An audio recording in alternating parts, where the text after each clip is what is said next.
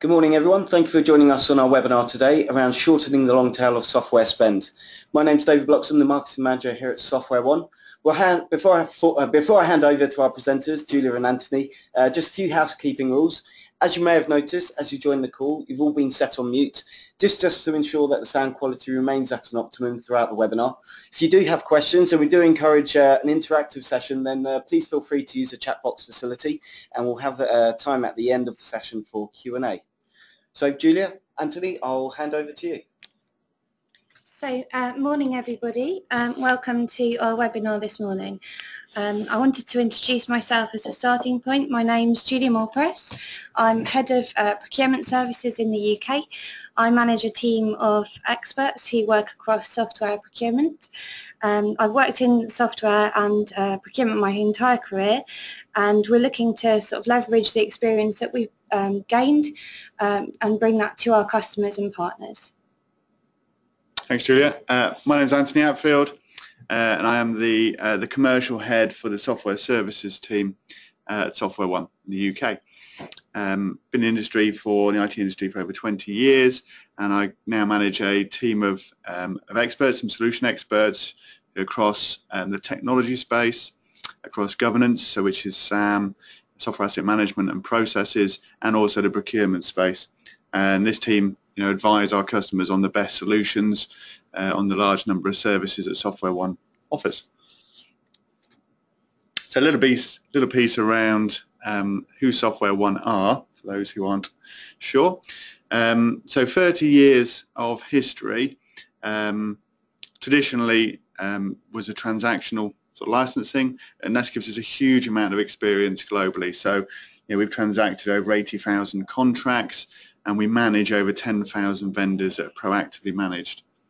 Rapidly growing, we're now in over 86 countries, may even be 87 now, and we've used this long history and this experience to deliver really high value services around software. This starts with our procurement consultants to advise on the buying of software, using our accredited consultants to assist with strategizing, planning and the delivery of the software, and our software asset management consultants to control those software assets and ensure the right processes are in place. And despite our size, culture is very important. It's lived and breathed by the leadership team throughout all our employees. We really are a people-first company. Go to the next slide, please. So the agenda today is we're going to talk through the client challenges around tail spend, so sort of tier 3 software management.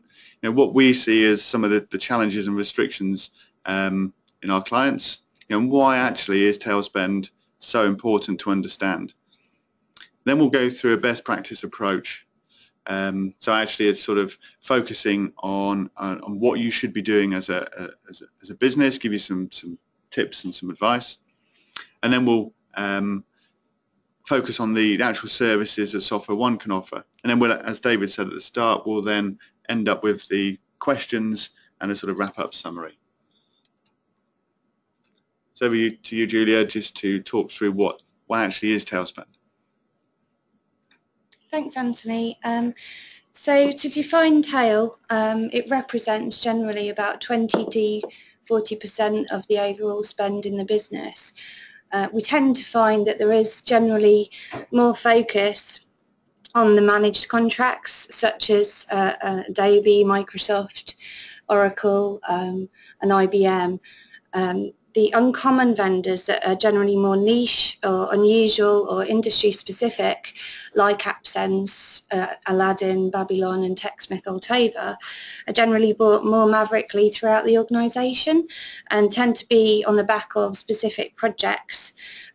What we tend to find in this space is that there's a lack of control, a lack of visibility and a lack of cost control, therefore not as much spend management across this piece, and actually some more risk attached to those contracts due to the lack of commercial focus, and therefore that's really what we see as tail spend. The general areas that we see challenges with Intel are around the sort of pricing bands where commercial teams don't have the bandwidth to actually explore or understand the actual technology in that space. Generally, the publisher has more free rein to change pricing, and that's not generally controlled through vendor management. That means that obviously from a budgetary point of view, there is cost pressure as there's no tracking or visibility as to see how it's been bought. That can lead to complexity as well, where we can't actually see where those global agreements might sit. There might be multi-agreements in the environment which therefore can't be tracked and trended, and therefore there's no consolidation of them. We also see that there's a high effort to manage the demand and renewals, and therefore budget is quite hard to control, and the lack of transparency that the commercial teams have in place does lead to an inability to actually flex those contracts moving forwards. Also, on the more unusual vendors, there are some complex licensing models in place, and the lack of knowledge around site licensing or project licensing might lead to one-off purchases done all throughout the environment, which can obviously lead to an inability to manage it at a later date. Also, obviously, always is the lack of knowledge around audit activity, and across the multi-vendor piece, there are more publishers taking that activity that aren't available for understanding by the commercial teams. Also, from an international perspective, it's quite difficult for the commercial team to understand all of the taxation rules in all of the countries and understand where's best to buy in specifics to where that publisher might sit in the world. So there's lots of different areas that can be a challenge to the teams involved. So if we now take you through the best practice approach, and before we do that, there's some really interesting stats here, and we will send out this presentation following this webinar, so you don't need to scribble down too many notes at the moment. But I think the first phase really is obviously understanding and building a business case for why we should be managing it. So the Chartered Institute of Procurement and Supply have mentioned that there's a $2.28 trillion waste on contracts on tail spend, and this is particularly by sort of the unmanagement of this, as Julia alluded to before. And EY have mentioned that actually they're acknowledging actually there is this huge cost-saving opportunity from tail spend management. If we move on to some stats from Gartner, actually they're sort of talking about the starting point for any tail spend piece of work that you're doing is actually understanding the baseline, the starting point. Where are you taking savings from? And we'll cover that in more detail shortly. And then GE Capital, so Kevin Griffin mentioned, that actually they understood they actually needed some extra help. They needed to have some people with some expert advice, maybe some tools they didn't have, and actually probably just some resource and time. And the reason they did that, moving on to another study, actually 40% of the estate is not managed by procurement. That's where you can start to see this global sort of $2.28 trillion waste.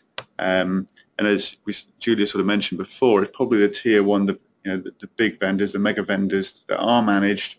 And this is why this tail spend piece is so critical a service, I believe, that Software One offers to help manage this. Generally, and you can see here, for every £1 in procurement, actually there is a saving of 6 to 12%. But actually, if you move that onto the tail, it increases to between 10 or 20%. And that's exactly the figures that we see when we're delivering this type of service, is those types of savings. So Julia is now going to talk through some of the best practice methodologies, and then later on I'll come back through when I'm talking about some of our services as to some of the different ways in which you can, or we find, we can make those savings. Over to you, Julia. Thanks, Anthony. Yeah, so in terms of best practice and cases that we've seen with customers and with partners, is in order to actually establish a best practice process, you have to ensure that your business is actually bought into and have given commitment to allow a change to occur. This might be a process change, or it might be that you actually want to manage a business case to show how you can take a price optimization forward in the future. And in order to do that, businesses have to make sure that they are permitting time to allow for a project to be completed on a new process, and also identifying key owners of those processes who might be affected by the change, and also that they can spend that time to investigate. Obviously the key thing is to identify what you do have out there, what products do you have, what contracts do you have, and also making sure that you've got unique identifiers in your systems and tools that can allow you to easily report. That could be UNSPC codes, or it could be SKUs or classifications in ERP. And then going forwards to confirm that data, making sure that you've drawn down parities through that content to ensure that you can capture results to move forward. What we mean by capture results is actually look at savings projections, potential consolidation of agreements, and actual process improvements as well from an operational point of view to improve the process overall. Then obviously you need to create a business case to take forwards into your management teams to actually identify those quick wins. In terms of the business case, the key areas are around the costs. So, what are the operational costs of change? Are there any actual cost benefits that we can see immediately? And then the benefits, so what are the savings? Perhaps we've seen trending or potential consolidations during that piece of investigation. And then what management information might be available in order to move forward and support those senior stakeholders to be more bought in the future, as well as tracking and trending moving forwards. Also, who will it affect? So is this going to be a change in a contract, a single contract, or multi-vendor contracts? Generally on the tail, it's a change in process. So therefore, who might it impact throughout the environment? From a resource point of view, could that affect your SAM teams, your project management teams, your IT teams, obviously procurement, operational teams as well that might actually do the management of the tools themselves? And from a tool point of view, could there be process changes or new tools needed in order to move forwards and actually allow that better reporting in the future? And then obviously, most importantly, from a compliance and technical perspective, is there any risk associated to any change in contract or in process? Is there any business critical applications that might be, have reliances on others that you might be looking to displace? Therefore, could you liaise with those teams ahead of that and actually assess the risk during the process of formulating that business case? Thanks, Julia.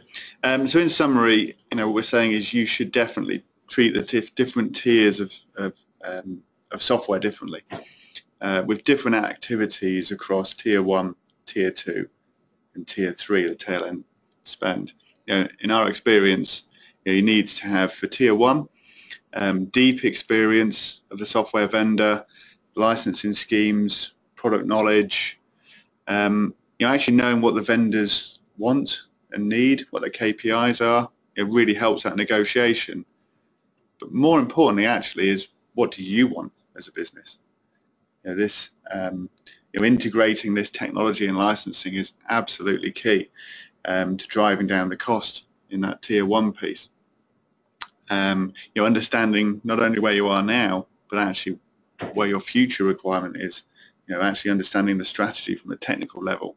And this is where comes hand in hand with combining those people from sourcing and procurement actually working hand in hand with the technology teams, and again hand in hand with the governance and software asset management teams. We find a similar approach actually to tier 2 software, maybe more focus around application rationalization. So what have you got in duplication across the business? So again, it's coming back to that software asset management piece, and also from contracts. Again, moving into tier 2 and similarly into tier 3, you may find you've got multiple contracts across the estate. So actually optimizing those contracts, either globally or across different business units, or even just different business divisions, is key actually to driving down that cost, and obviously making sure those licensing terms are optimized again for what you need, not just what the vendor needs. And then moving into tier 3, the tail spend piece. It's that transparency first of all. So it's using the software asset management piece to give you that inventory and deployment view. It's not only what's purchased. So again, understanding those contracts. Actually go through those filing cabinets, put them into sort of central database, but pull out all that information from contracts entitlement if you can find it, or speak to a software supplier who can maybe talk to the vendors and grab that data. Absolutely key, to actually see where you start. That's the starting point of what's installed versus what's been purchased. And actually, the next piece is almost managing that procurement piece ongoing. A key area we find to save costs is actually before you make a purchase. Sounds silly, but just check you need it. Actually almost start to challenge that demand, challenge what the business is saying they need from a technology point. And having some of this information, this entitlement, you may already have licenses across the business that you can reuse, and actually just understanding from a global level, what the strategy is, helps to have those discussions with the technology teams and make sure it's joined up from the top down, and then actually just fulfilling that. Do you have all the systems in place to be able to procure effectively? People talk about a zero-touch solution now to make that purchasing efficient. I've heard figures of 50 to 60 pounds per order being placed. Actually, if you can start to move that down and automate the process, that really drives down the cost purely from a process point of view. And just making sure then you have that central repository. So I now talk to you around some of the services that Software One offer, just to really help in this area. So as I said at the beginning, I manage a team of solution experts who help our customers understand across technology, procurement, and the governance, the sort of SAM piece. And today we're going to be focusing on the procurement side. And we have a number of services we can offer, and I've sort of broken them down into 4 areas. So the first one is focused really on tier 1, and it's an advisory piece. So it's this deep understanding of where you are now from a software asset management point of view, tying that in. So once you've understood that current state, tying that into actually your requirements going forward for the future, working with your strategy teams, helping build that strategy of our consultants if we need to, and then turning that into a bill of materials, which just means you can actually have a really effective negotiation with the vendor. Obviously, with some of the benchmarking and negotiation service we can offer, we can actually give advice around what other companies are buying, not only locally, but also globally, and what value maybe they're getting from the vendor that you're not seeing. Tie that into some of the more legal aspects of the EULA checking. Actually this helps you understand that the terms you have are enabling your business to deliver what it needs to deliver. And then focusing on the tail spend piece, the tiers 2 and 3, we've broken this down into 6 areas. So firstly into assessment services, and then into ongoing management. So the first phase for the assessment service is understanding those contracts. So we'll go into this a bit more detail, but as a high-level overview, it's giving you that visibility. It's gathering those contracts from those filing cabinets, from the vendors, from the different parts of the business, centralizing them into one place. That's got to be the starting point. And then the second piece is almost understanding the process of procurement, through software asset management, through the technology teams. Actually, how does your business, not just how do you buy, but actually how do you shape what needs to be bought? And that's a really important part, particularly if we're then going to be offering ongoing management services, for us to understand those two areas. Once you've done that contract assessment, we've got the right tools in place. We use a central repository called PyraCloud, which actually does contract scheduling, so it really helps you understand those renewals on a 90-day schedule, really easy to see. And then offering that, we can actually have a lot of value around negotiation support. So we have procurement specialists who are SIPS trained and accredited, who actually have been in your shoes, so that they can help. They have the time that maybe you don't do, and we have a lot of background knowledge from the 10,000 vendors that we manage, where we've managed to negotiate effectively before. Maybe our accreditations or our global reach has given us better pricing. We know what makes those vendors tick, so we can really help with that negotiation. Going on to the zero touch piece, this digitalization, we have a whole integration team to help punch out, punch in from your ERP systems, maybe SAM tools, into our central purchasing and procurement system, PyraCloud. And then finally, into probably the most important aspect actually, is the demand management. And this is ideally what you should be looking to achieve, and either you can do this internally, maybe some assistance, and maybe you are looking to help, need some help and some outsourcing. But actually, it's pushing back onto the business, it's challenging that need, it's really helping, I suppose, give you that understanding of actually what you need to buy, and having those grown-up conversations with actually, we've got this elsewhere in the business, can this product do the job? And not just taking what maybe the technology people are saying they need to buy, boys and the toys. It's a common challenge I think we all face. So that's just a really high-level overview of our services. Obviously, if you want to find out more, please feel free to come through to your account management team and to my solution specialists, and we're happy to talk a bit further. Julia, if you can just perhaps talk through the first couple of assessment pieces, I think that's probably pretty key for everyone to hear. Yeah, thanks Ant. So the first assessment that we do is actual contract identification. This basically enables you to go forward into a business case scenario where you're looking at the data across your estate. Now, when we talk about tail, as we mentioned earlier, it's very difficult to see where those contracts sit, if you've actually got copies of contracts at all, and the renewal schedules attached to them. And obviously you might have situations where you've got auto renewal, so absolutely zero visibility in some cases that we've seen with customers. So what my team in effect do is go through all of the records, that can be contracts, renewal schedules, as well as products, licensing types as well, and we track and record them in a central repository. We've got an excellent tool called PyraCloud, which allows us to upload all of the contracts into one place and provide Gantt charts and schedules and reminders into your business around when the renewals are coming up. But we actually put a lot of knowledge share into this, so we can have a look for you to say where there might be parity between contracts, there might be duplicated technologies, duplicated license agreements. There might also be cases where you're buying on the wrong model in some areas. We have seen this and been able to consolidate on the back of this short-term service.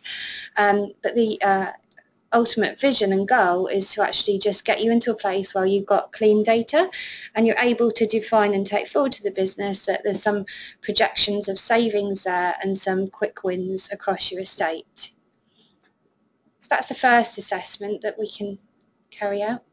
The second one is around process, so it's focused solely on how you buy today, and also has some overlap into some of the SAM processes and IT processes that might affect procurement. We look specifically at processes, structure, tools, operational processes, how your commercial team actually interacts with those processes, and also the demand cycle as well. So how do you work with the business to challenge what they're buying, and also the people involved and skill sets that those people have. We've come up with quantitative and qualitative scoring, which is based upon best practice that we've seen with other customers, and also from sort of SITS methodology. We bring that back to you by doing interviews with the business. We bring back a report to basically quantify all of those pieces of work and then present all of the findings. Gives you an idea about, you know, areas of improvement, potential gaps, and also areas where we might be able to support you to move forwards, or other partners that might be able to, we might be able to suggest. So thanks, Jules.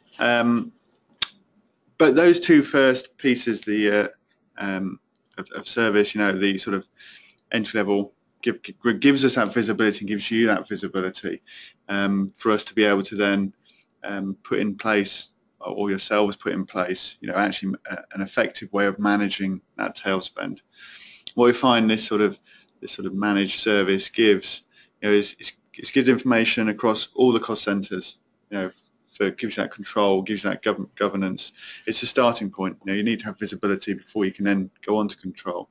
But also, importantly, it gives you that upcoming renewals, gives you budget cycles, and quite often we speak to customers who just struggle to actually have a software budget because of this issue around tail spend. You know, and this is actually a really key output of the service. And importantly, the last point really of visibility is we're in it for a reason, so it's actually capturing those savings. You know, everybody needs a return on investment, and it can become quite difficult in procurement. So we can become quite good actually at giving those savings in various formats. From a control point of view, so actually it's reducing the risk. You know, it's actually using those process assessments and actually making sure across the business you've got a robust process that, as we said before, really absolutely key. It's not just procurement's responsibility, it's also technology, and it's also governance and SAM. It needs to have you know, senior stakeholder management, and having the right order management process, you know, including, you know, white lists, catalogues, etc., and as much automation as possible. You know, it allows you to maintain that control with, you know, the right sign-off processes. And we do this for a reason. You know, we do this to make savings. So actually reducing those costs on renewals or new projects, you know, with actual negotiation support. You can really do that effectively when you start to understand where you are now, where you're going in the future. You know, actually having the time to do that, we know, is a challenge. Hence, building that business case. You know, almost looking at the contracts first, seeing where the savings could be to either enable you to either skill up or increase the internal resource, or potentially outsource to someone like Software One.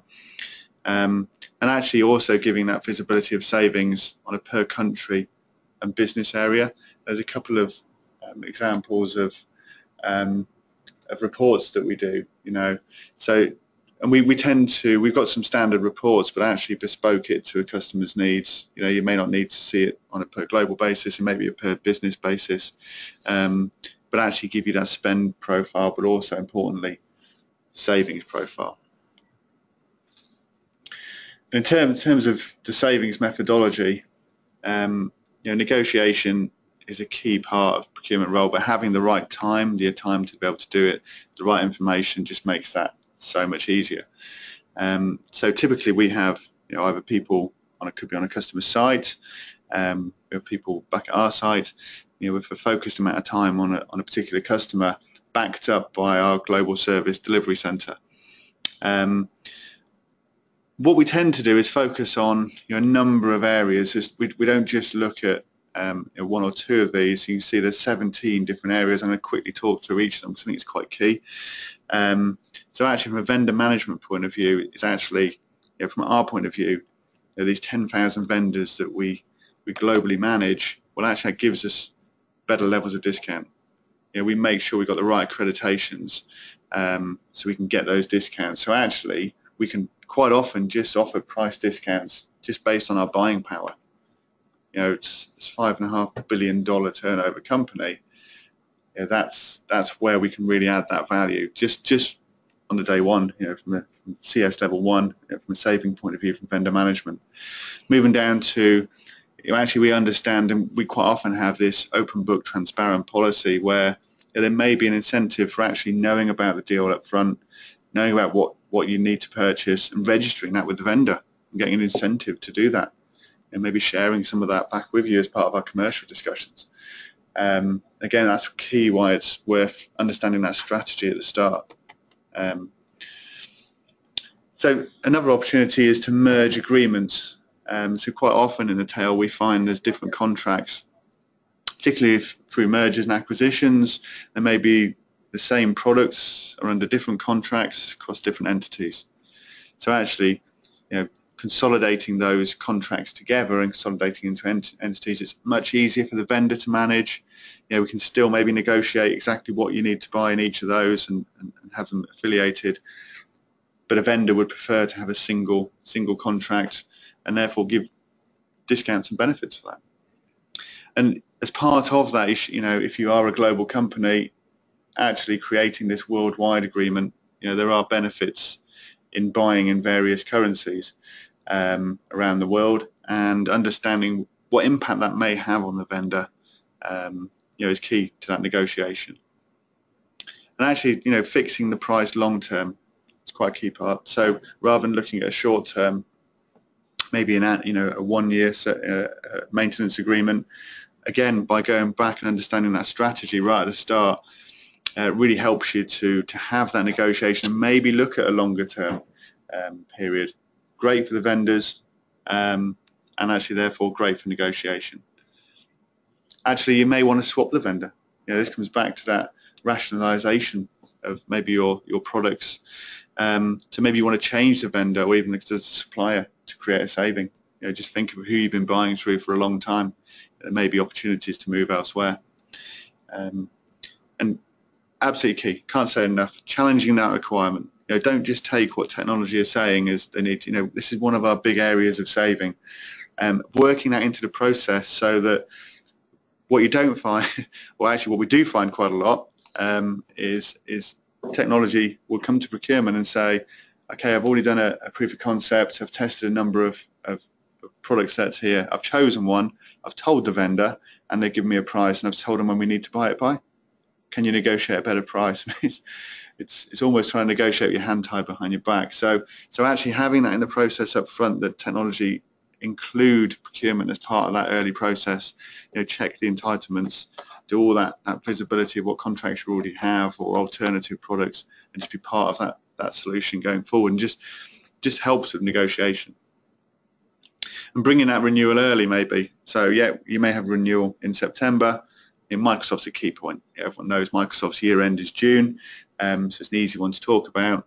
But actually bringing it forward to that vendor year end can give you some good discounts. And again, there's 10,000 vendors that we manage. We know what those vendors, what their key points are, when their quarters are. Quite often actually we have the level of relationships where we know when they're struggling maybe on a quarter, and are able to give those extra discounts, and we can advise on those. Again, maybe changing a spec or technology or even a support level associated to software. Again, it's challenging that demand. Do you need a gold level support? Maybe a silver would suffice. Having that ability from procurement to have that knowledge allows you to have that conversation with technical. There may be a reason why they've got gold and can't go silver. Fine. But at least you've shown them and shown value in terms of the cost savings that could be associated with that. Again, this future requirement, it's maybe you can bulk orders. It's nothing worse than saying you've just negotiated 10 of a particular product, and then suddenly you're told a month later you need to buy another 6. And if you'd have known that up front, you maybe could have negotiated a much better deal. And it's difficult when there's different owners across the business. So this is again part of that process piece, is identifying those owners and bringing those from a senior level downwards. Everyone has to follow that process. Key part. Again, changing the period or term of the agreement. Maybe rather than looking for a 1 year, maybe we look for a 3-year, 5-year agreement. maybe flipping it between a perpetual or a subscription model, and understanding what the cost differences are over the long term. And some vendors will make it look attractive, but actually, how is that going to play with your with actually your spending cycles? And actually changing the licensing model altogether. Some vendors have multiple different licensing schemes, and it's difficult. You can't be an expert in all. So this is why we have procurement teams backed up by our experts, because they can be that expert for you, and they can give you advice on what's the best licensing type. And there are numerous to talk through, and each vendor has their own different nuances. Coming back to that global piece, actually, withholding tax is a big problem for some customers. Actually, depending on where you buy and where we're selling, it has a big impact. And we can maybe we can show you, where those levels of tax could impact you, because it isn't just about the currency. There are other implications about it, but currency actually can be a really viable way of saving money. And then, additional benefits. We call it more of a soft benefit. And maybe, if we're doing a cost savings and maybe we're on a gain share, we may not include this piece. But interestingly, it's still a real good value to yourself. So, you could, as part of negotiation, actually negotiate some funding to get some services to help you deploy that software. So it's helping the technical teams, again, building those relationships internally, offering training if it's a new product you've not used before. Vendors are willing, they want you to consume this software. So actually they're willing to give this money. You just need to know the levers to ask for it. Getting better levels of support. Or maybe if you're transitioning software, actually helping with that licensing, the paying of that. And I sort of mentioned it before, but again, it's understanding what other customers in your space, what other companies of a similar size, not locally, but also globally, what pricing is being offered, what discounts are being offered by particular vendors. We have a database that reflects this. As I said, 80,000 contracts we've sold. It's a huge amount of data. It really gives that deep level of detail that you probably need to know, to be able to negotiate better, but more importantly, you're probably asked by the senior stakeholders, is this a good deal? And how do you do that? This is a really good way of doing that. We can offer that advice.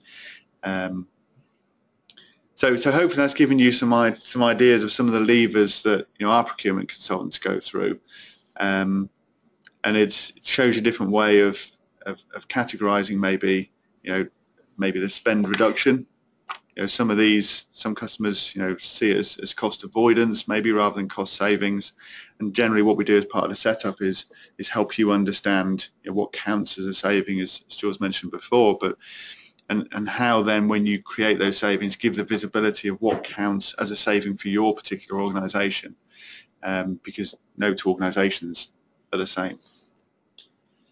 So if we go through perhaps some references of where we've done this before, Jules? Yeah, great. So thanks, Anthony, for that. And as we mentioned earlier on in the presentation, when you do start to investigate tail, you can see savings in excess of 10 to 20% as quoted by the CPO agenda survey.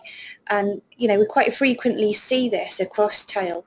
We're able to actually look at these specific vendors in detail because we've got those global relationships in place. And because we have a global service delivery centre, we have experts across each vendor that we onboard, and these can be quite obscure vendors, as you can see from these examples here. As Anthony made mention to, we do handle over 10,000 global publisher relationships, and that would be, straight through open book with our partners and customers to see, at face value, what our savings are tracking against the previous cost that customer paid. We do have direct and indirect models. In some cases, we don't work with all vendors. However, we can provide consultancy services for those vendors. All that means is that there are service fees attached to the work that we do. So you can see in these examples we're tracking between sort of 14 to 20%, and we're leveraging in these cases currency, global opportunities, also changing the agreement types, and also bringing forward renewals. So that really refers back to the savings examples that Anthony's just been through. Also, some client examples of wins that we've had in the world. We have got many more global partnerships with our customers, but this provides an example. Our procurement teams really facilitate that direct contact with the vendor management teams in your environment, and it really just enables us to support your tail projects and help to deliver against business cases and provide you with the support and data to support those business cases. Seeing these cases as well that we have seen keener operational benefits as well as savings. This is around how we map, how we challenge the demand and move forwards with that support across a whole managed service in all these cases. Really, it's an extension of the procurement teams themselves. So that closes our presentation today. Brilliant. Thank you very much, Julia and Anthony. So now's an opportunity, whilst you have the time with them, is to ask any questions that you may have from today's session. I'm just going to look at the questions now, just so if we've had any through.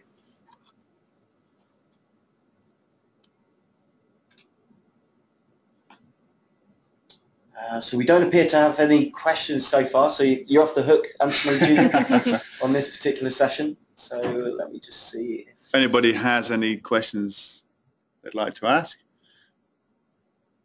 or if you'd prefer to speak directly to us, that can be arranged afterwards. There's no issue with that. We've had a couple of hands raised. Unfortunately, we're setting everyone on mute just in case there's any background noise. So if you do have questions, suggest just use the chat box facility or the question panel, which should be on your screen. So we'll just hold on for a few seconds just in case someone's typing away now. So just leaves me to thank everyone for joining the call. As Anthony mentioned on the call earlier, we will be sending around a copy of these slides so you can refer to them in greater detail and perhaps share them with other colleagues who find these of interest.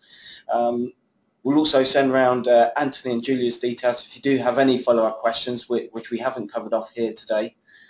We haven't had any further questions on the call, so I'll let everyone go back to their normal day job, and hope that's all been valuable use of your time, and we look forward to seeing you on future events. Thank you very much. Thank you. Thanks for attending.